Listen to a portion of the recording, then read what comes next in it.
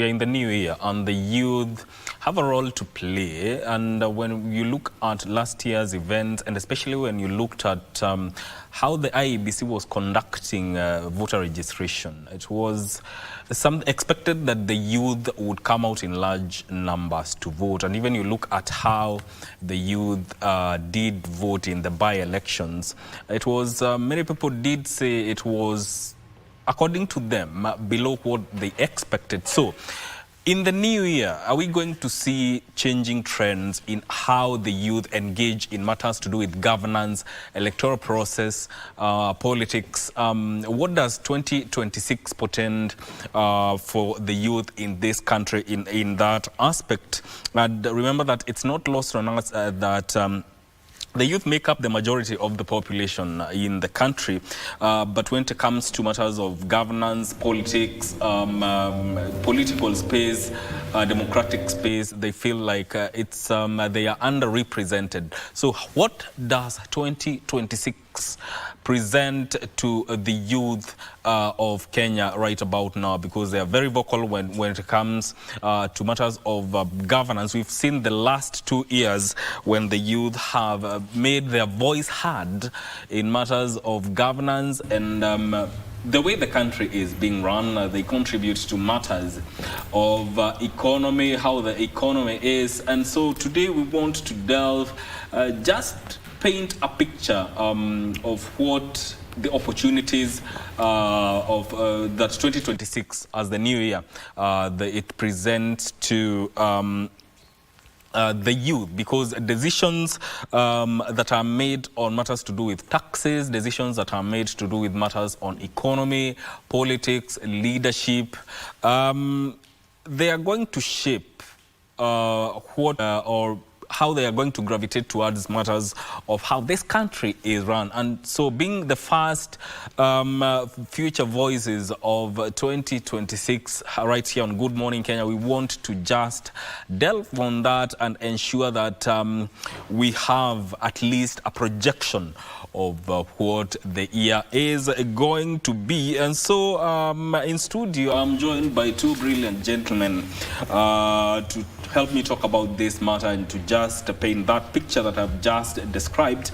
And on my far right, I'm joined by Darren Hart, who is a civil engineer, BSc, and also a youth leader. Karibu sana. Asante. Happy New Year. Happy New Year. It's been a minute. Nice to have you today. Yes. And also Evans Kirago, who is a lawyer. Karibu sana to Good Morning Kenya. Asante. How good morning. Doing? I'm good. Happy New Year. Happy New Year. Mwaka inakupelekaje? It's been, now it's the 8th, this is the 8th day of the new year. And actually you look at the roads. Yesterday there were reports that we have lost over 31 people in the last 6 days, the first 6 days of the year, which should be alarming in terms of how people are using the roads. And so if you're using the road, be mindful of everyone else who is using the road. Let's get into today's conversation. When you think about 2026, let me start with you, Darren. Do you see opportunity for the young people given the current state of affairs? Yes, definitely. I see opportunities for the youth. And especially last year, when the youth started to see things between the needles, not just when they say seeing things between the needles, it's because you have awakened. And this 2026 is going to shape the politics of Kenya and Africa forever. It's not going to be as business as usual, because the young people, we know where the problem is, the leadership. We know what the member of parliament are supposed to do. We know how to put these people to account, because over the years we've been talking, oh, these MPs doing this thing, oh, we don't know about the CDF. But it's now time to get the wrong people and the right people to do the right thing. Yes, it's now time. It's now time. Yes. Wakili, yes. What do you see as the opportunities within 2026 for the young people? Thank you so much, Mike. My name is Evans Kirago, and specifically, I see a lot of opportunities for the youth when it comes to matters of innovation. I see a lot of opportunities when it comes to matters businesses and stuff. The legal profession, when it comes to the engineering profession, as my colleague on the right is entrenched in, and there are a lot of opportunities generally when we look at the wide spectrum. But politically speaking, there are equally a lot of opportunities when it comes to seeking for leadership within the political parties, also ensuring that they have a voice in those political parties, because oftentimes you find that we look at the youth as the youth wing. We don't look at them as people who can also make decisions on the table. So I see a lot of opportunities to also entrench themselves in the political parties rightfully, and also demand their share, because when we look into the 2027 election, we are looking at a whole new array of leadership. We are looking at a whole new array of people who are, engineers, people who have fresh ideas, people who have great opportunities for this country. So there is a lot in store this year, and we're looking forward for the best. Yes. Within the ecosystem of governance, what do you see as the area that the youth need to influence when it comes to governance, and especially at the national level and at the grassroots level? Okay. Even as we say we have opportunities, it's true. But now the problem is, on the ground, things are different. We still have millions of young people with no opportunities. But last year, as we were closing the 2025, the Kenyan government posted a 4.9 GDP growth percent. And that one is not reflected on the real things on the ground. We still have millions of youth crying of jobs, some not going to education, getting education and opportunities. And so it's now time to get the positive growth of the country to reflect on the lives of the youth. That will be perfect. Coming to your question, the gap in the political area has always been the corruption. And politics has been made to be very, very expensive, because to vie for a member of parliament, you need like 30 to 40 million, even 50 million in store for you just to go and vie for a seat. And so this one kicks women, kicks normal Kenyans and even the youth out of the box, and only leaves it to the elites and the rich. One would ask, why do you need all that amount to go campaign, and you're selling your ideas to the electorate? Okay, on paper, it's very simple, 50%. But on the ground, many Kenyans are suffering, they are angry. And what those politicians do, they come with that kind of money, they come with entourage of cars, they dish out money, and you just come just as an individual, which is no problem, but the youths will be paid to fight you as a youth, because a crowd will be sent to disrupt you. You will not even speak, you will not even walk. So they have made politics to be very, very expensive. When you think about it, you are not thinking about it because of nomination, because of how you will survive. One, your life will be in danger because people will be bought to fight you. The goons will come from even Kisumu to come and fight you in Nairobi, where you are vying from. And so it's now time to talk about how we can standardize the rate of vying. For example, when you read on social media, for you to vie for a presidential seat, which I'm ready to, I'm even wondering how I'm going to face William Ruto, Kalonzo with Uhuru Kenyatta, and myself as a youth. Of course, I can raise the 2 million for nomination. What about the choppers that will be flying around? So it's up to Kenyans to decide and say, this time round, we want to vote Darren Hart, regardless of whether he has money or not. Yes, that is where the problem is. All right. You need billions, my friend, to vie for presidents. We are going to come back to this conversation because politics, we've raised something that touches on politics of tolerance. And that is a point that we are going to continue on when we come back from this short break. Stay with us.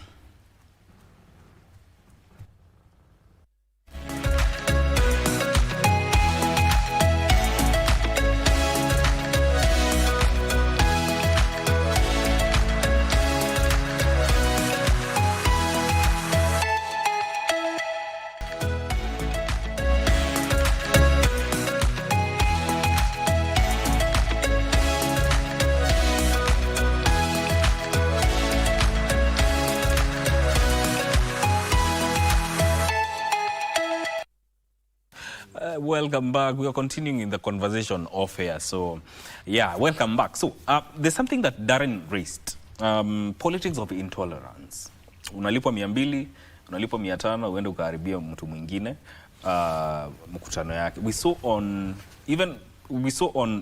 during the weekend, a member of the parliament, the lady that was being mishandled, was it in Moranga? So the question here, and political directions. But then again, as a young person, why would you be used to go interrupt someone's political gathering? Mkutano umewekwa hapo na mtu, you've been paid to go interrupt. Politics of intolerance. Going into 2026 now, Wakili, how do you see this changing? And if it has to change, what needs to happen? I think our country has been designed in such a manner that we are kind of, what will I call it? We are kind of subservient to the political class.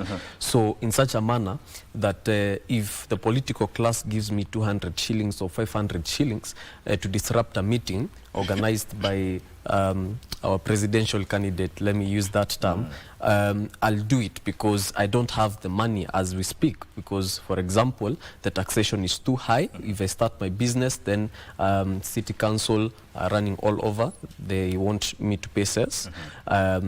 Taxation is too high. If I want to start my business, I'll have to go for my license everywhere, you know, within the county government.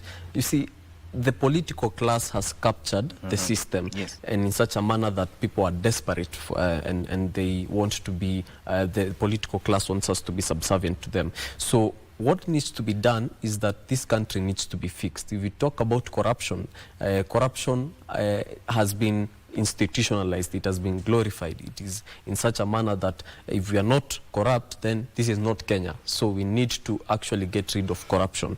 The system also, the people also, and the youth also need to come to a point where we don't actually embrace corruption. We don't actually say that ule ameiba, ule atatupatia kitu mzuri. So we need to stop that. We need to say that let them not steal. We have said no to corruption. We don't want your money. We just need to listen to your ideas. So we need to move from a money-oriented kind of politics to an idealized kind of politics, so that then we'll now move from this 200 shillings phenomenon that is currently possible? There.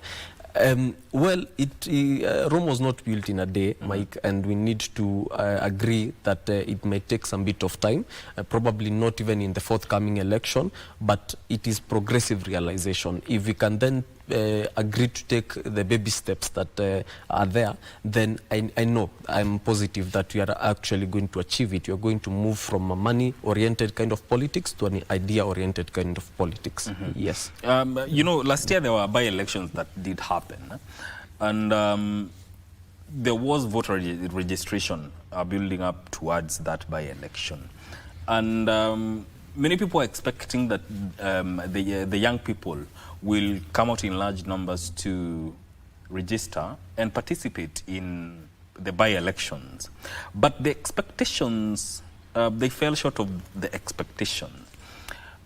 Going into 2026, because now, unajua sasa, the election, we are not saying 2027, the election is next year actually. Next year actually. In terms of taking up the votes, what do you think really needs to be changed so that the youth can feel more, so that they can gravitate towards taking up these voters' cards and participating in the electoral processes? Okay, so the reason why you find the youth not taking the votes is also a communication. The youth are communicating and saying that my vote doesn't count. They don't have the trust with the IEBC process. That is the reason many youth have the voter apathy. There's no need for me to go and vote because my vote will not count, because they don't have the belief and the confidence of the electoral process. How and why? Because even the by-elections that happened in Kiambaa and Kakamega, you saw how it was bloody. It was like a war. So if that happens, it means the youth will not even have the belief or even the confidence that comes with that election process. But then again, how are they going to make the change that they are yearning for? Okay, this change will not run away from it. The change that we started in 2024, we need now to culminate it to votes, you know, because now we will want the electoral process to be followed, the laws to be followed, and to be no chaos whatsoever, you know. That is the problem, because if it happens over time, the youth, they fall and they become voter apathy. They will not want to go and vote. But even them not going to vote and taking the voter registration cards, it's also a communication. How many youths have done that? They don't want to be part of it because they don't believe in it. So what is the solution? The solution is install the electoral process the way it should be. Who is supposed to do what? Okay? Let's not hear about Form 32 what was not there. Why? Why do we have similar voting forms? Things like those, you know, it kills your desire and belief in the process. And you see, we need to move to a level where, you know, there's this rumor of Singapore journey. Now we need to move to Singapore journey, even the voting system. We need to go and relook what we are not doing good, and it's being done in Singapore, so that it comes a day where you just vote with your phone, where you are. Yeah, transparency at the peak. But this thing of going analog and papers, people thinking of stuffing and having some extra voting ballot papers, that is what we don't believe in as youths. What happens, because now we are heading into that electioneering period next year, but you know the build-up will be very evident this year. What happens if the youth disengage from these civic responsibilities? First of all, Mike, election is not an event. An election is a process. It's a continuum. And there are very many judgments that have actually been given to that effect, even highlighting the famous judgment of Maina Kiai. When we talk, allow me to comment briefly on the issue of the IEBC. When you talk about the IEBC, it has been given the mandate to ensure that it conducts the free and fair elections in this country.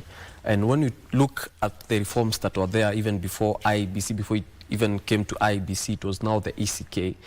There were very major reforms that were there, that now we have a commission and we have a secretariat that runs the operations, and now the commission that also looks into the policies that govern IEBC.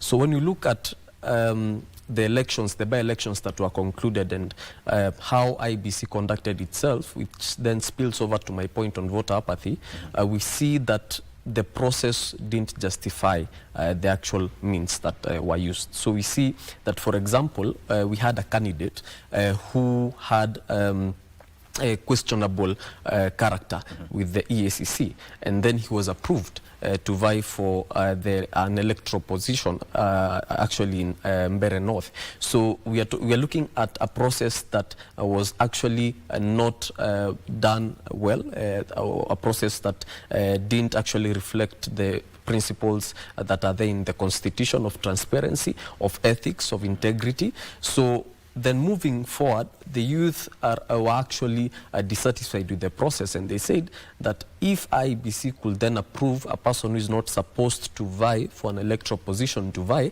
then this is what actually 2027 will look like in as far as IEBC is concerned. But then not judging them with the past, let's assume that we are in the new year. When you look at the youth in the current year, and also moving into the 2027 elections, they are saying that, number one, you have to have public participation in as far as tendering is concerned and the issue of balloting is concerned. We have to have transparency in as far as election transmission is concerned. We have to have all these things in as far as election is concerned. So that then we are going to engage in the process, because you know you can't engage in a process that is murky, in a process that is not clear. So they are saying that if at all we are to vote in leaders, the right leaders, we need to have a system that is actually transparent and that is actually working for us. And if we need to move this country into the right direction, if we need to move this country post-2027, then this election cycle will actually dictate a lot of things. So it needs to be done well. It needs to focus on ensuring that it gives us transparent results. Yes. The youth are very vocal when it comes to matters affecting the country. That is not something that we can ignore. But what do you think, in terms of expressing themselves, what do you think they need to do different this year to ensure that they are contributing, yes, to the national discourse, they are contributing to matters of national interest, the way they are expressing themselves is done in a manner that they are heard? What do they need to do different? Okay, there's a point I raised last time I was here, and I told you that as the young people, we need to move away from parties. That is where the problem is. Because these parties have become personal enterprises where you trade like business. Because in some parties, getting a ticket, you as a general youth or a general citizen is not easy. And so these matters of parties, we need to pull them out. Let's vote individual candidates. Let's try that, because these party things you see every time, they are party owners. They have several positions. For example, right now, I told you I'll vie for president. Now, which party will I go for? If I go for ODM, it has owners. If I go for UDA, it has owners. You can't even try to say I want to vie for president. They will tell you go and open your own party. So one thing that we should try, if it works, is electing independent candidates. And how do we put them to account? The youth should have a pledge in every area. Let's say it's a member of parliament, the one we were doing at Tugutuke Revolution. We have a pledge for a simple one, for MCA or member of parliament, that says, as a member of parliament, I'll report to the people. That is number one. Number two, I'll be coming. Number three, I'll be talking in parliament and representing my people. My people's view, not my view as a member of parliament. Then all those rules are in the pledge. You sign before the people in public. Let's say you are vying for Langata. All those people, you've heard their names. They come, they say, for me, I'm Darren Hart. I want to be member of parliament in Langata. Okay, or I want to be the president of Kenya. And this is what I'll do, this is what I'll do, then I sign. If I don't do that, I should resign. Okay?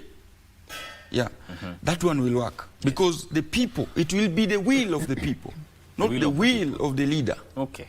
And when the will of the people is observed and respected, all these systems will work. And in the next 5-10 years will be Singapore. Let me ask you, he said matters to do with political parties. Are the political parties the problem? I don't really think so. There are a couple of things here, Mike. Number one, if we look at the political structure in our country, it is difficult to survive without a political party. It is actually difficult to even go as an independent candidate. We have seen the difficulties that independent candidates face. And independent candidates oftentimes, they emanate from frustrations that have actually been orchestrated within the political parties. Say, for example, if I wanted to run for Kikuyu constituency through the DCP ticket and I'm not given that particular ticket, then I'll opt to run as an independent candidate. But first of all, I stemmed from the political party. So ideally, political parties are vehicles used to actually get you to the position that you are eyeing for. But the problem that is there, it's not the political parties, it's actually the lack of institutionalization of the political parties. That I've just mentioned it, it's a vehicle to getting you to the place that you want to get. It is not an institution by its own self. So you find that once I get to the position that I want to get to, then I'm not aligned to the ideals, the party ideals that I was aligned to when I was campaigning. So say, for example, we have a very good document, the UDA document, the bottom-up document that was actually launched by the deputy president then and the current president, that had a lot of things, that had a lot of things that he wanted to actually achieve for our country. But then due to the lack of institutionalization of the political party, UDA, say for example, then we lack the Keep Your Promise initiative, Keep Your Promise campaign, I call it that, that you can go against the manifesto that you actually gave to the people, because either way I was using it as a vehicle to get me to the place that I want to get to. So ideally speaking, political parties have to be institutionalized. They have to actually be held to account by the people who voted in these leaders and the political parties and those who believed in the ideals and in the party ideals. But aside from that, it's good to compare our system with other systems so that then we can have a broader perspective of the political parties. If you look, for example, at the advanced economies and the advanced countries, we have people who call themselves the left-wingers and the right-wingers. People who actually believe in a cause. People who actually believe that if you are a Republican or if you are a Democrat, this is how you're supposed to behave, this is how you're supposed to behave when you're in office. That's the point we have to get to as a country. Well, if we say that we run independently, then these people might not be held to account once they get to office. But we need the political parties to be institutionalized so that then we can hold them to account in a better manner. Yes. For you, when you look at matters to do with accountability, if we are to hold them accountable in terms of what Wakili is saying, would that change things? Would that bring reforms? Okay, I still maintain we do not need these parties. And why do I say so? It's because we don't have, in Kenya, we don't have a verifiable party with an ideology. What we have is nonsense and noise. You just hear somebody saying, oh, in ODM we believe in this, we believe in this. You read the ideologies of UDA and ODM, there's no difference. You go to Safina party, there's no difference. So when you go to, my brother here has talked about we should compare with the other countries that are doing well. When you go to the United States, for example, when you want to be a Republican or a Democrat, yes, there's something that is pushing you to join that party. But in Kenya, it's the founder that is pushing you to be in that party, or somebody who has connected you there, or you have money to buy a ticket. And that's why I'm saying, if we elect the independent candidates who have signed the pledge that will keep them accountable to the people, it will be the will of the people running the leaders. Is that a guarantee that they won't be influenced? Once they sign, the legal process is that a guarantee that they won't be influenced once they get into parliament? Does that make them immune to? Okay, if you go against what you signed for, then the people themselves, the will of the people, will come for you. You know how the will of the people is very powerful. You saw it last year. That is the will of the people. So these parties we have, they are the worst, and they are the problem of the country, because they are not institutionalized, as my friend has talked about. And if they are not institutionalized, why are we using them? Let's try something else until we get verifiable parties with an ideology. That is when the country will move forward. Do you think leaders really stick to the party ideologies in which they belong? And I alluded to it earlier on. Leaders don't actually stick to the party ideologies.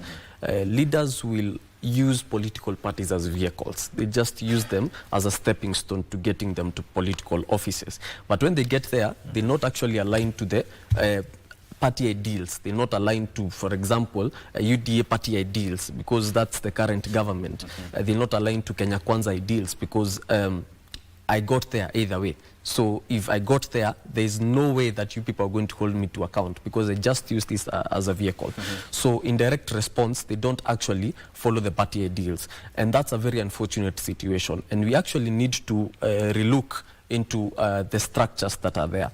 So if, for example, we look into the party funding, because that's another thing. You know, he who funds you actually controls you. So if these political parties are funded by individual people, so that they can get to power, then these individuals are actually going to be controlling how these political parties are actually going to be delivering their manifestos. So if we can ensure, because there's the political funding that is actually entrenched in the Political Parties Act that was passed some time ago. If we could follow that particular funding that is actually given and entrenched in that Political Parties Act, then this country will actually have institutionalized political parties that I, as Kiragu, will not control how the president is going to be achieving his manifesto simply because I fund his party. I don't know if you're getting the point. So if we can have the political fund running very well, then we'll have people following, at least, to speak of the list, people following the party ideals, because then they'll not be aligned to any particular person, but they'll be aligned to the party ideals that they... Still on that party line, and still on you, Akili, the interest of the people and the ideals of the party, where you find leaders being told you have to toe the party line, but you find the party line and the interest of the people are misaligned. Where do you draw the balance? Well, I think first of all, we have to start from a point of information. If I have not read the party ideals, and I've just gone by the euphoria, say for example, DCP, I have not read the party ideals, then there's no way I'm going to hold that party into account. So we have to start from a point of, first of all, we have to read these manifestos. We have to interact with these manifestos very well. We have to read these ideals very well. So that then, when you are holding a person into account, you're saying that page so-and-so of your manifesto, you said so-and-so. So you have to do it because that's what I believed in. So from that particular point, then you have to get to a particular point that now the people actively engage these leaders. So say, for example, if bills are passed through parliament and they have stemmed allegedly from the party manifesto, then people have to engage with these bills. People have to engage with these laws. So that when we are coming from a point of public engagement, because the unfortunate bit that we have in our country is that we make a lot of noise in the media, we make a lot of noise in the streets, but we don't hit the nail on the head. We don't actually go and table our concerns with the rightful organs, even if it means tabling them through oral submissions or tabling them through memoranda, whichever means, we have to table our concerns. But aside from that, if these concerns are not adhered to, if these concerns are not listened to, then that's where the people's power comes in. That's where Article 1 kicks in. That's where now we say that we now take our concerns to the streets. We have read, we have interacted, and now we are going to the streets. So people have to actively engage with these party ideals and manifestos so that we ensure that we are coming from a point of information. Yes. Let's look at matters of influence and successful influence for the youth in 2026. If they were to make that successful influence within the sphere of governance, power, politics, how would that look like? Okay, first of all, I wanted to just add something. Yes. You see, these parties, who say that the party leader must be the presidential candidate? Because every party leader is the one vying for presidency. Okay, when you say, where do we toe the line between the will of the people and the will of the party? You've read the Constitution. What are the roles of the Member of Parliament? So that is clearly, we don't need these parties because we know all the rules, the work an MP or an MCA needs to do. But now, what is the party telling that person to do? So you see, they need to remove those parties and put ideology-based, structured, institutionalized parties. We need to do that. But going to... Okay, what should be the ideals of political parties? The ideals of the political parties should be the people-centered interest. People-centered interest is what should be the ideals of the party. Education, water. You know, we have to buy water. In Kenya, we have to buy water. Water was for free. Long time ago, selling water was a taboo. Yeah? Right now, the bills of water have gone high. So we need interests of the people to be kept at hand. The children are not going to school. Just yesterday, there's a parent who was talking about the daughter going to a junior school in Langata. 12,000 she cannot afford. So we need leaders who are going to think the basic needs of Kenyans. So the question of successful influence, how would that look like? Successful influence it comes like this. When Kenyans are awakened and they are now seeing between the needles, they let them not judge an aspirant based on how much money is dishing out. Because as I'm talking to you right now, in Langata there's a lot of money. Money going around. Just go to any youth group, you'll hear, this one gave us 200,000, this one has called us to a hotel at night, this one has given us these machines. You, as a leader who has the interest of the people, stepping into that fight is very, very expensive. And you see, those people will win the election using that money. When they win, they will not be doing the will of the people. They will be doing their own will to return their money. You understand what I'm telling you? So, for us to grow, we need to check these leaders. Let the youth and the Kenyans analyze the leader based on the qualities of leadership. Number one, integrity. Integrity is the software of leadership. Number two, a vision. You see, a leader without a vision is like a ship in the ocean without a compass.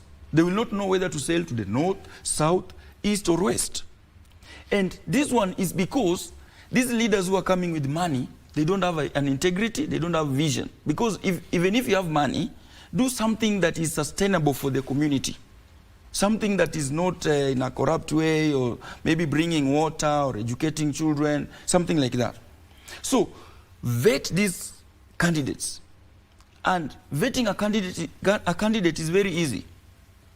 For example, for me, I told you that I'll vie for President of Kenya.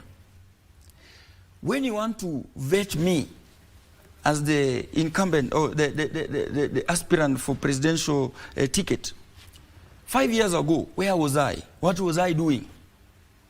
10 years ago, where was I? What was I doing? Now, today, what am I doing? I want to be the president of Kenya. Do I have the vision to carry the country? Okay, do I have the qualities of integrity, vision, courage to take the country up?